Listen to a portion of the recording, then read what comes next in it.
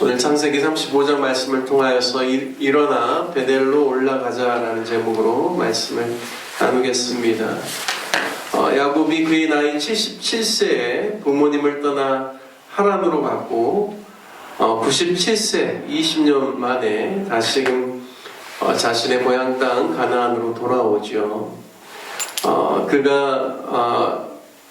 야곱이 가나안 땅으로 들어오기 전에 6년 전, 그러니까 그의 나이 91세 때 요셉을 낳았고 그때 이제 고향에 갈 마음이 생겼다라고 성경은 말씀하고 있습니다. 그래서 그 마음이 생기고 난 다음에 6년 동안은 라반에게 이제 자신의 가족을 세우기 위해서, 자신의 소유를 일으키기 위해서 6년을 더 봉사하게 됩니다. 그래서 그가 집을 떠난 지 20년 만에 이제는 하나님께서 주시는 많은 소유와 또 가축들을 이끌고, 그리고 11아들들과 또 딸 디나를 데리고 함께 자신의 땅으로 이주해서 오게 됩니다.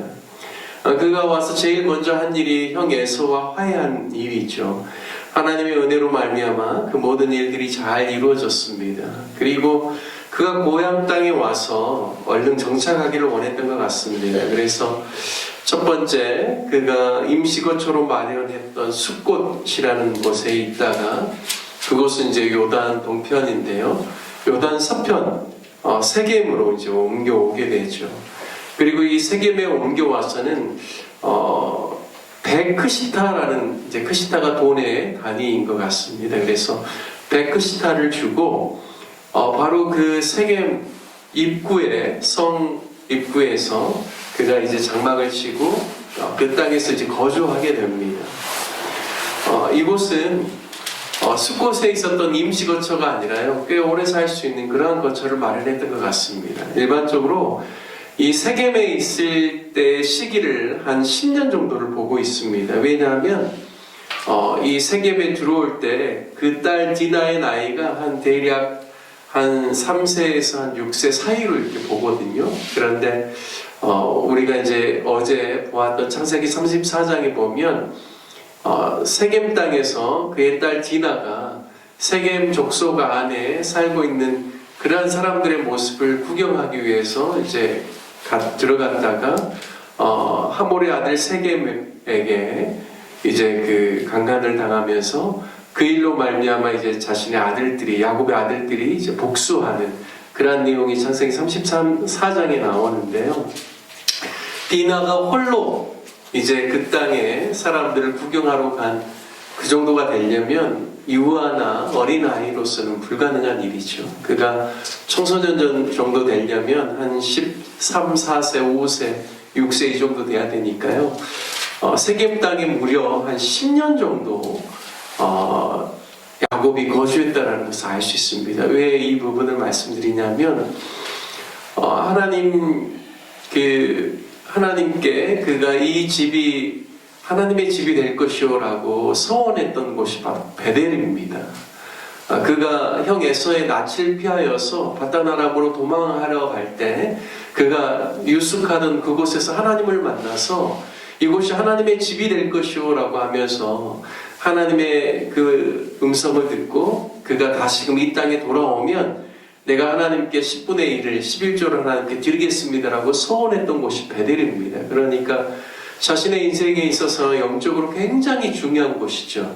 그런데 참 놀랍게도 그가 하란에서 20년 생활을 마치고 고향 땅에 들어왔는데 그가 곧장 베델로 가지 않았다는 것이죠. 세겜 성에서 마치 그 땅에 있는 사람들과 함께 더불어 살 뿐만 아니라 그 땅 안에 있는 헷 사람들이 그곳에서 살아가는 삶의 방식을 답습하고 그들의 이방신들에게 영향을 받으면서 무려 10년이나 살았다는 사실을 알 수가 있습니다. 그리고 결국에는 디나의 일로 말미암아 자신의 아들들이 이제 복수하게 되는데 이제 11명의 아들들 중에 르벤, 그리고 둘째 시므온, 레위, 유다가 아마 그때 이 사건이 있었을 때는 약 20대 초반 정도로 볼 수가 있습니다. 가장 혈기 왕성한 때이죠.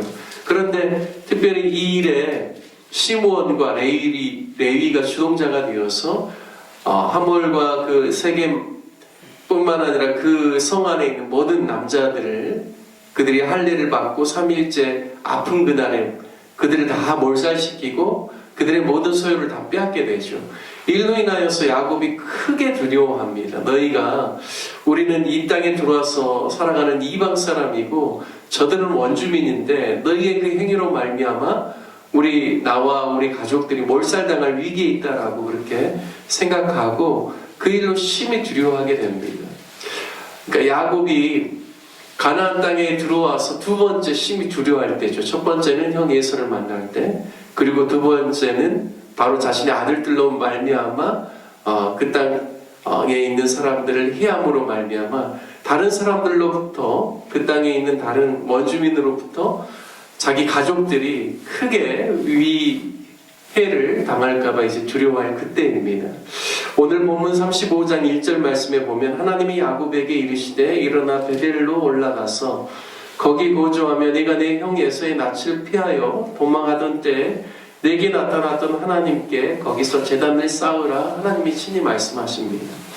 그러니까 믿음의 사람이일지라도요 자신의 연약함과 자신의 삶의 여러 가지 어려운 문제 가운데서 자신 스스로의 힘으로 그 문제를 해결하는 것이 아니라 결국에는 문제를 해결할 수 있는 유일한 키는 하나님 앞으로 나아가는 것, 그리고 하나님과의 영적인 만남, 그리고 하나님께서 우리에게 또 만나주셨던 귀한 장소, 그곳으로 하나님께서 올라가라는 그 말씀을 따라서 결국에는 행할 때 우리의 삶의 문제가 해결된다는 사실을 알 수가 있습니다.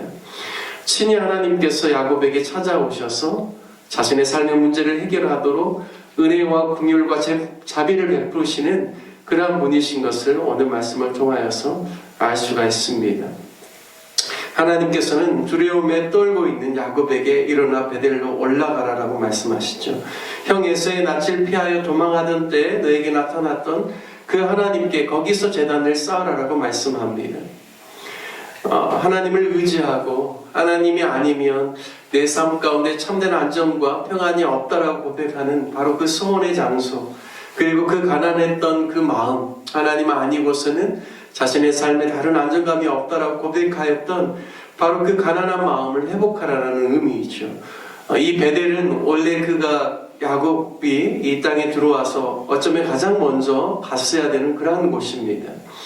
많은 소유를 이끌고 11 아들들을 이끌고 가나안에 와서 정착하며 살아가는 야곱의 마음이 세겜에서 머무는 10년 동안 얼마나 하나님으로부터 멀어졌을지를 우리가 충분히 상상해 볼 수 있습니다. 그런데 하나님께서 그 야곱에게 자신의 모든 가족들과 소유를 이끌고 베들로 올라가서 다시금 신앙을 회복하라라는 하나님의 그런 말씀입니다. 오늘 2절부터 4절 말씀에 보면 야곱이 결단하고 자기 집안 사람과 함께한 모든 자에게 명하죠. 너희 중에 있는 이방 신상들을 버리고 자신을 정결하게 하고 너희 의복을 바꾸어 입으라. 우리가 일어나 베델로 올라가자. 내가 환난 날에 내게 응답하시며 내가 가는 길에서 나와 함께 하신 하나님께 내가 거기 가서 이제 재난을 쌓으려 한다라고 이야기합니다. 그래서 4절 말씀에 보니까요, 그들이 자기 손에 있는 모든 이방 신상들과 자기 귀에 있는 귀고리들을 야곱에게 주는지라. 야곱이 그것들을 세겜 근처 상수리 나무 아래에 묻고 이제 그들이 드디어 베델로 옮기는 그런 내용이 나옵니다. 여러분 3절과 4절의 그런 말씀을 보면서 우리가 알 수 있는 것은 그들이 하란에 머물면서 그 땅에 있는 그러한 신들의 영향을 받았다는 것을 알 수가 있죠. 그 하란에서 나올 때 외삼촌 라반의 집에 있는 드라빔을 자신의 아내 라헬이 가지고 나옵니다. 훔쳐서 나오죠. 그런 것을 통하여서도 알 수 있는 것은 이미 가족들 안에 이방신의 영향을 받았던 그런 사람들이 있다는 것을 알 수가 있습니다. 세겜에 머무는 10년 동안 그들이 이미 그 땅에 있는 해족 속에 그러한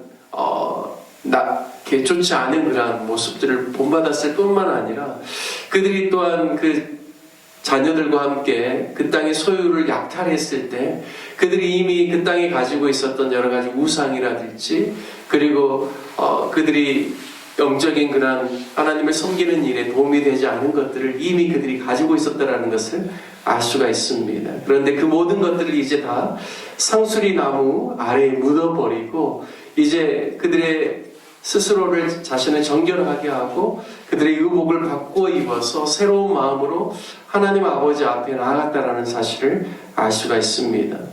이러한 결단을 내리고 하나님의 말씀 앞에 순종하여 그들이 베델로 움직였을 때 오늘 말씀에 보면 하나님이 그 사면 고울들로 크게 두려워하게 하셨으므로 야곱을 추격하는 자가 없었다라고 말씀합니다. 야곱이 가장 두려워했다는 것은 바로 자신의 그 아들들의 행위로 말미암아 그 땅에 살고 있는 원주민들로부터 해를 당할까 하는 그러한 두려움이 있었는데 결국에는 그 가족을 보호하고 안전을 지켜주시는 분이 하나님이시라는 사실을 알려주십니다. 그래서 추격하는 자가 없도록 하나님께서 그 사면 고울들로 크게 두려워하게 하셨다라는 말씀을 오늘 우리에게 주고 있습니다. 참된 안전과 보호는 하나님이 주신다라는 것이죠. 그리고 하나님께서 원하시는 것은 하나님의 사람들이 그의 마음이 가난하여져서 늘 하나님께 그 마음을 드리고 하나님께 향하기를 하나님이 원한다라는 것입니다.